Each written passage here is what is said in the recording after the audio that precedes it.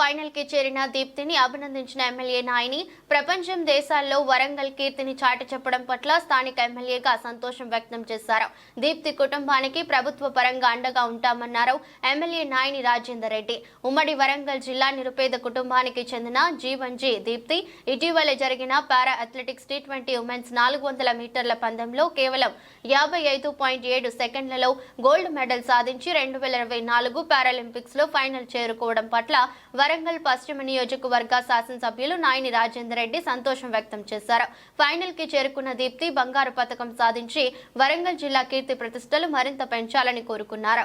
దీప్తి కుటుంబానికి ప్రభుత్వ పరంగా అండగా ఉంటామని మరింత ప్రోత్సాహకం అందిస్తామని ఎమ్మెల్యే పేర్కొన్నారు.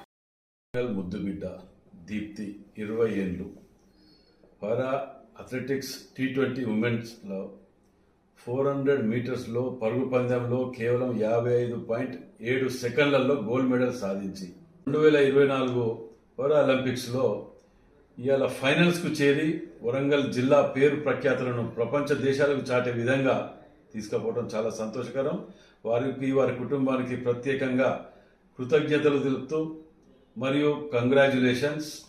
మీ యొక్క కష్టం వృధా పోకుండా ఒక వరంగల్ జిల్లా వరంగల్ వెస్ట్ నియోజక ఎమ్మెల్యేగా నా బాధ్యత నేను తప్పకుండా నెరవేర్స్తా. మీరు ఫైనల్లో కూడా గోల్డ్ మెడల్ సాధించి పేరు ప్రఖ్యాతులు నిలబెట్టాలని చెప్పి ఆశిస్తూ ఆల్ ద బెస్ట్.